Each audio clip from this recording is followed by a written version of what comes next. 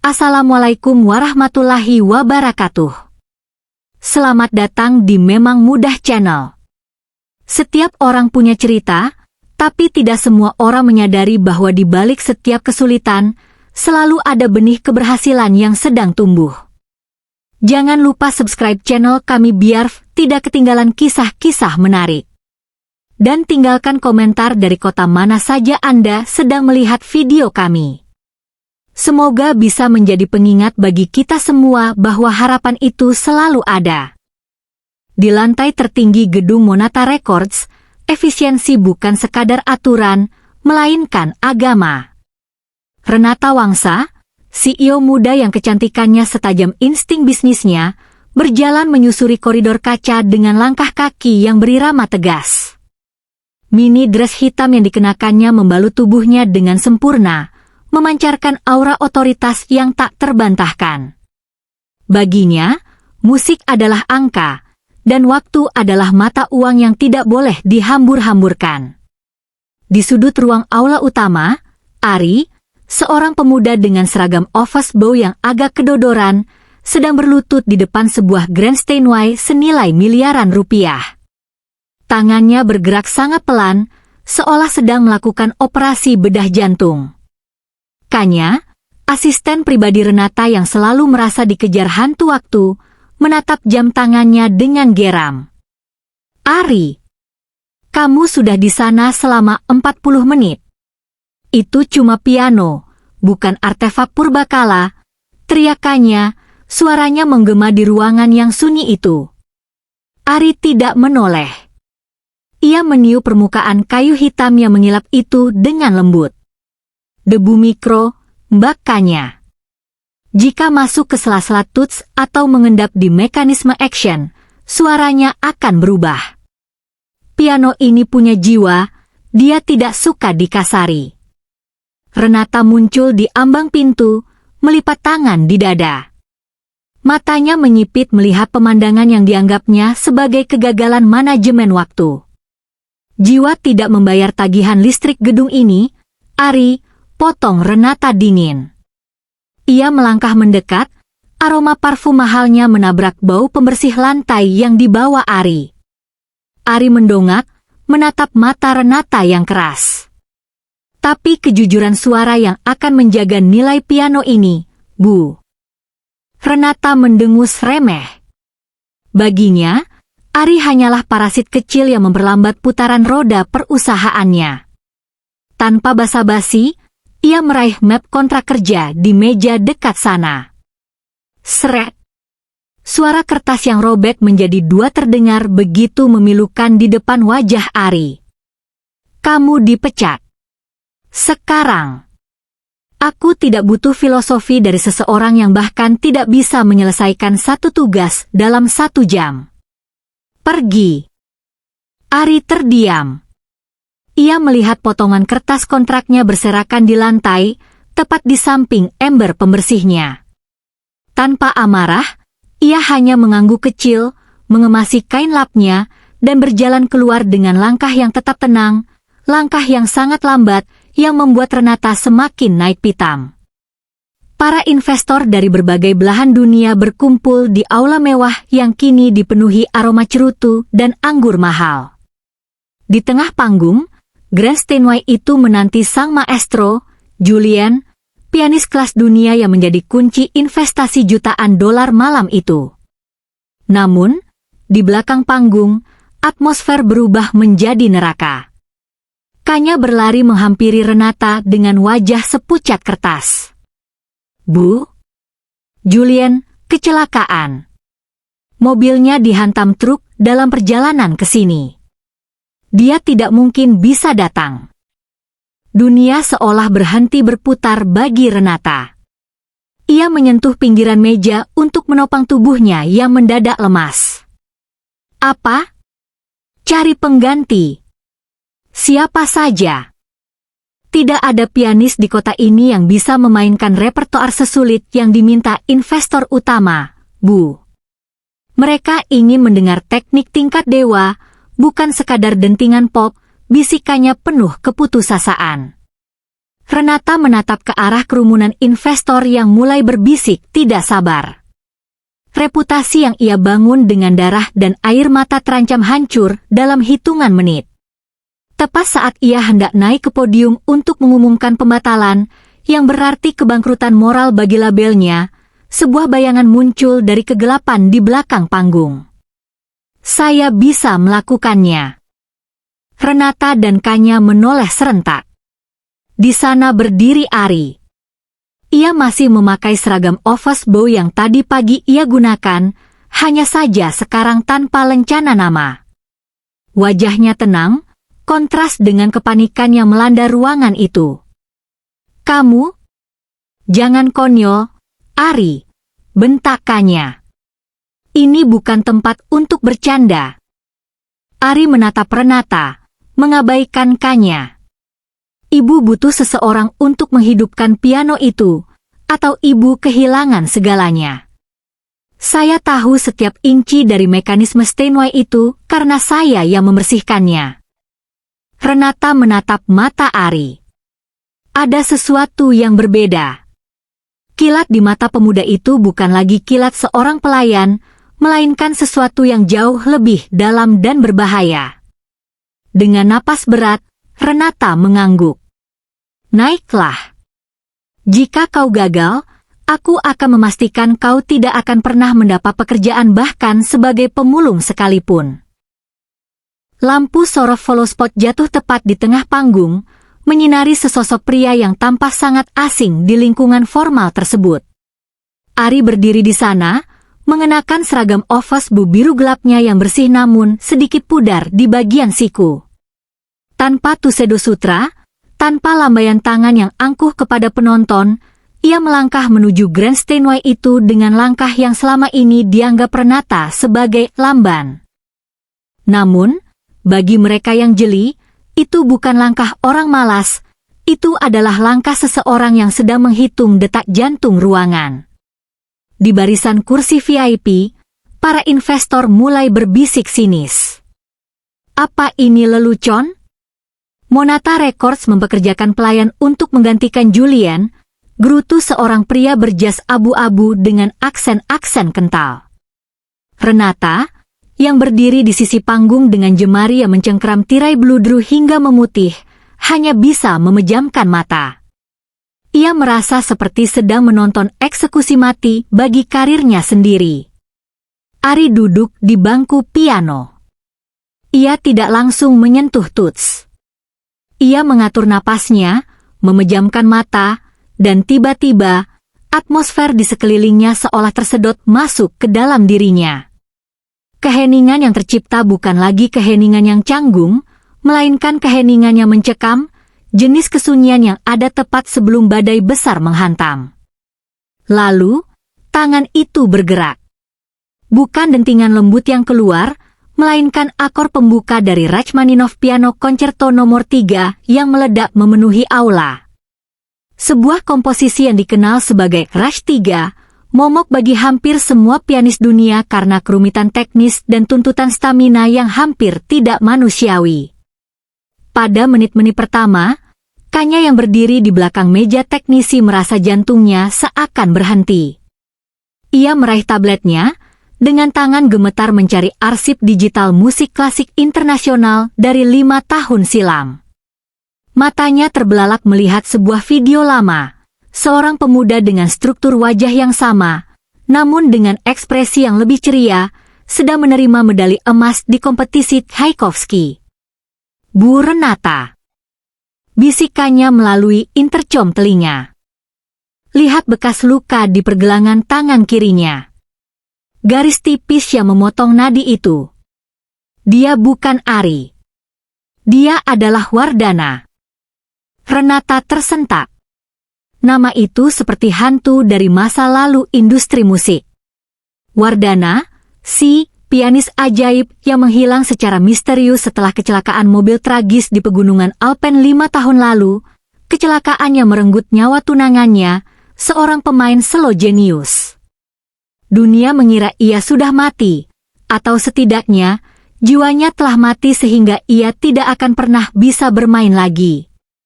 Di atas panggung, Ari, atau Wardana, sedang bertarung dengan setan-setannya sendiri. Jari jemarinya menari di atas tuts dengan kecepatan yang mengaburkan pandangan mata. Teknik cadenza yang ia mainkan begitu liar namun terkontrol sempurna. Setiap not tidak hanya terdengar, tapi terasa seperti hantaman emosi di dada para pendengar. Tidak ada lagi debu mikro yang ia khawatirkan tadi pagi. Piano itu kini bernapas bersamanya, merintih saat ia menekan pedal, dan berteriak saat ia menghantam nada tinggi.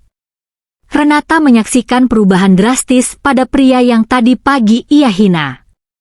Wajah Ari yang biasanya datar dan pasif kini dipenuhi oleh intensitas yang menyakitkan.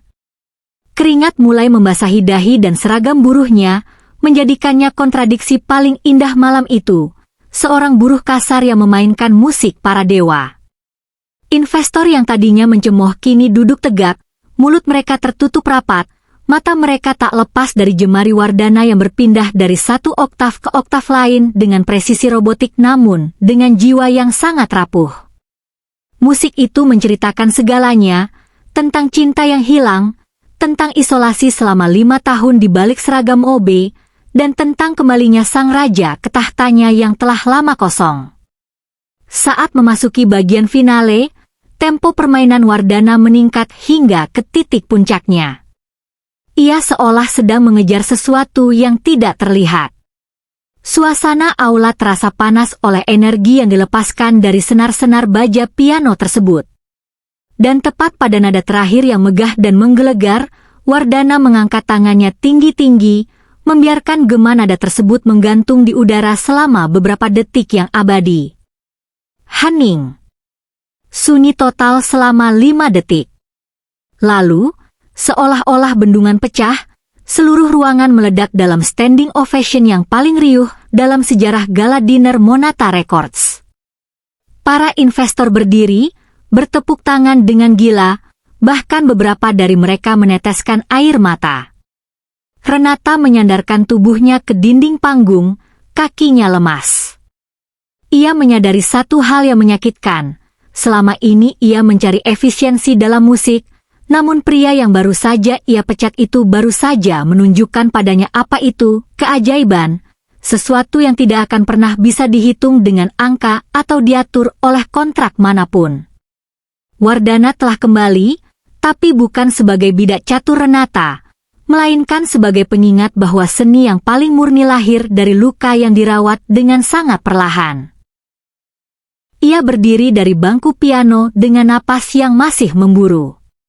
Seragam office blue biru gelapnya kini basah oleh keringat, melekat di punggungnya seperti kulit kedua.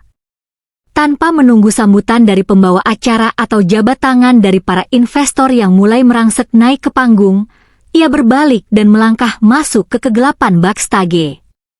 Renata mengejarnya, mengabaikan panggilan para pemegang saham yang ingin tahu siapa si ajaib itu.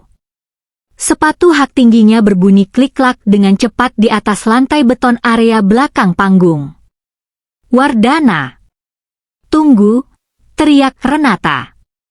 Suaranya yang biasanya penuh wibawa kini terdengar serak oleh emosi yang campur aduk antara kaget, kagum, dan rasa malu yang membakar. Langkah kaki Ari terhenti tepat di depan pintu keluar darurat. Ia berbalik perlahan. Di bawah lampu neon yang temaram, wajahnya kembali ke ekspresi semula, tenang, datar, dan sedikit lelah. Tidak ada sisa-sisa keganasan maestro yang baru saja mengguncang dunia musik 5 menit yang lalu. Nama saya Ari, Bu Renata, ucapnya lembut, mengoreksi panggilan itu dengan nada yang tidak defensif. Renata berhenti 1 meter di depannya. Ia mengatur napasnya yang tidak beraturan, mini dressnya tampak kontras dengan latar belakang gudang peralatan panggung yang berdebu. Aku sudah tahu semuanya. Kanya sudah memeriksa arsip. Kau adalah pemenang Tchaikovsky termuda. Kau adalah orang yang dicari seluruh label musik di dunia 5 tahun lalu. Kenapa? Kenapa kau memilih menjadi ini? Renata memberi isyarat dengan tangannya pada seragam dan ember pembersih yang masih tergeletak di pojok ruangan. Ari menatap tangannya sendiri, jemari yang baru saja menaklukkan Rachmaninov. Karena di sini, tidak ada yang menuntut saya untuk menjadi jenius setiap hari. Menjadi Ari itu mudah. Membersihkan debu adalah pekerjaan yang jujur. Jika saya lambat, hanya ibu yang marah. Tapi jika saya lambat di atas panggung itu 5 tahun lalu, dunia yang akan menghakimi saya. Renata mengeluarkan sebuah map kulit dari balik badannya, map yang telah disiapkan Kanya dalam hitungan menit setelah melihat reaksi para investor. Lupakan soal tadi pagi. Aku melakukan kesalahan besar karena memecatmu. Tapi malam ini mengubah segalanya. Ini adalah kontrak rekaman eksklusif paling menguntungkan dalam sejarah Monata Records. Nilainya 10 kali lipat dari kontrak Julien. Kau akan mendapatkan tim produksi terbaik, tur dunia, dan kembali ke tahta yang seharusnya milikmu. Renata menyodorkan pena berlapis emas.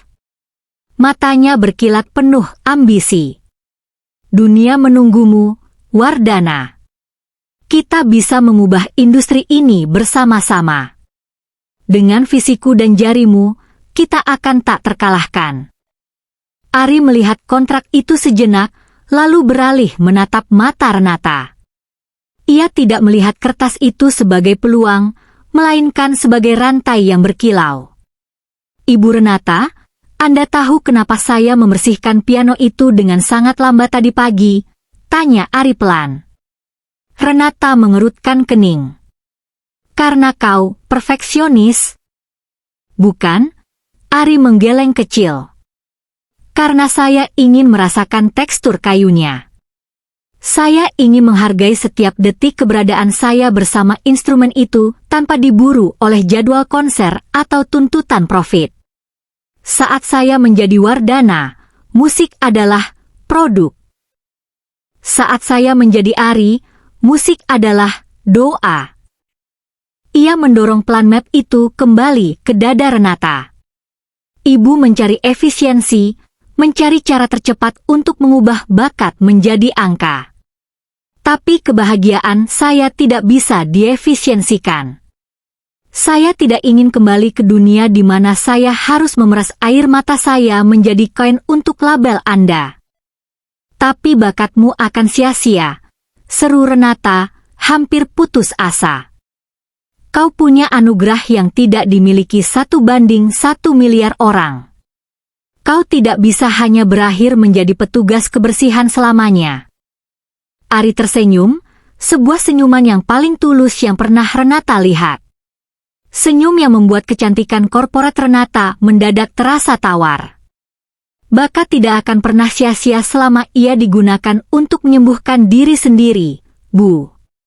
Terima kasih sudah merobek kontrak saya tadi pagi. Itu adalah hal terbaik yang pernah Ibu lakukan untuk saya. Itu membebaskan saya.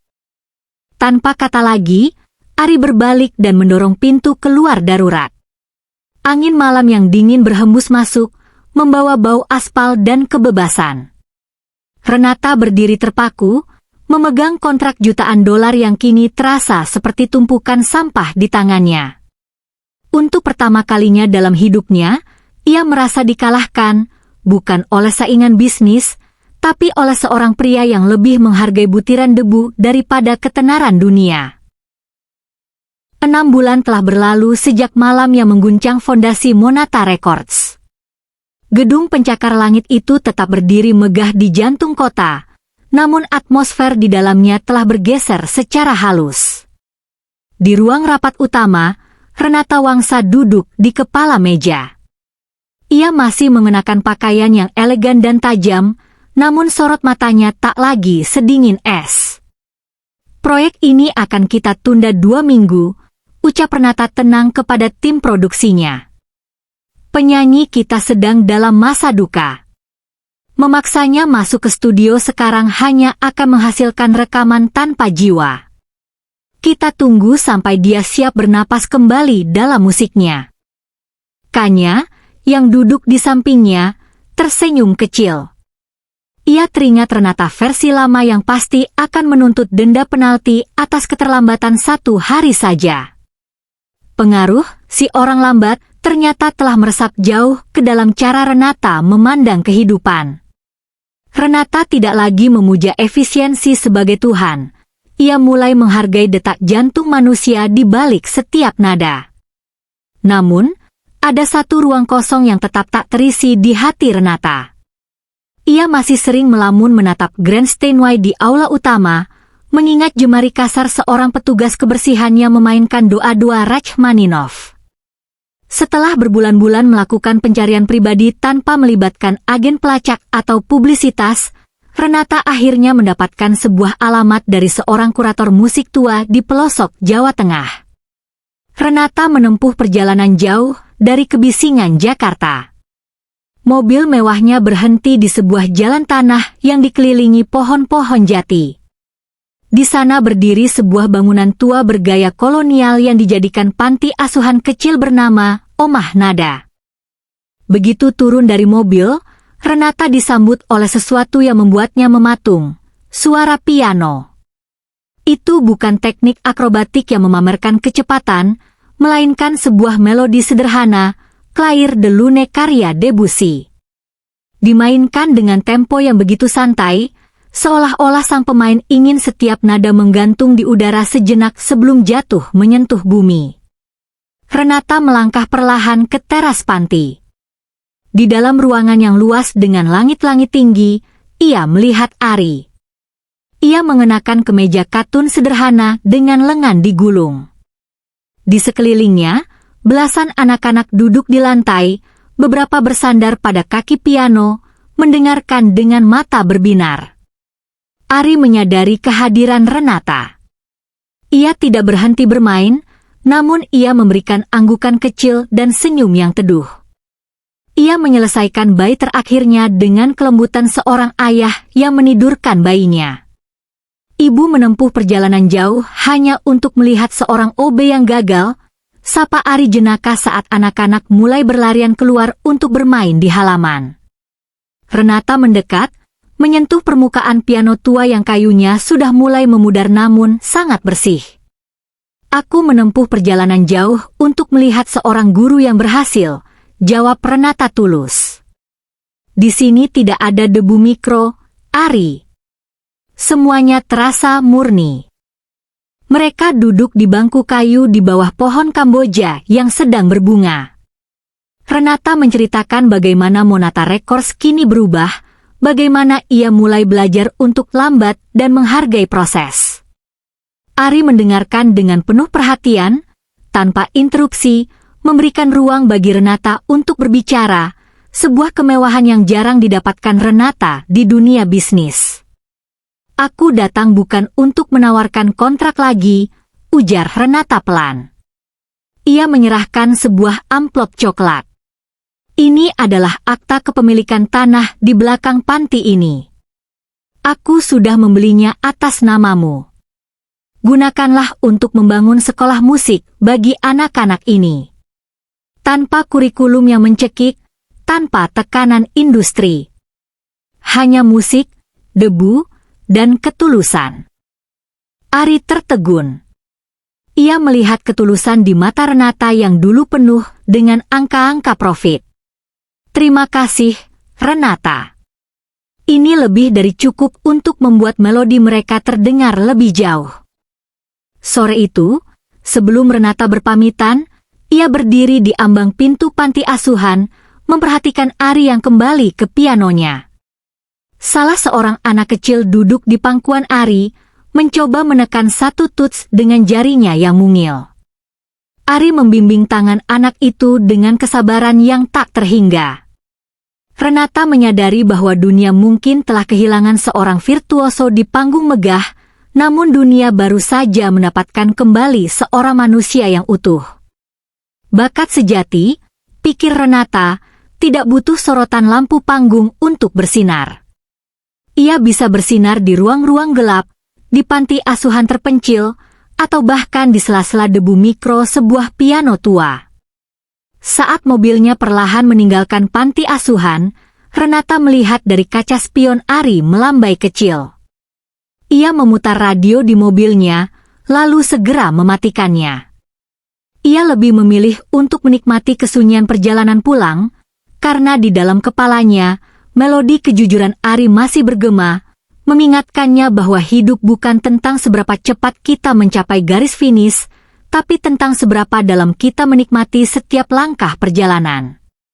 Wardana mungkin telah mati bagi industri musik internasional, namun Ari telah hidup selamanya dalam setiap detak jantung yang ia sentuh dengan tangannya yang lamban. Dan bagi Renata, itu adalah komposisi paling sempurna yang pernah ia temukan.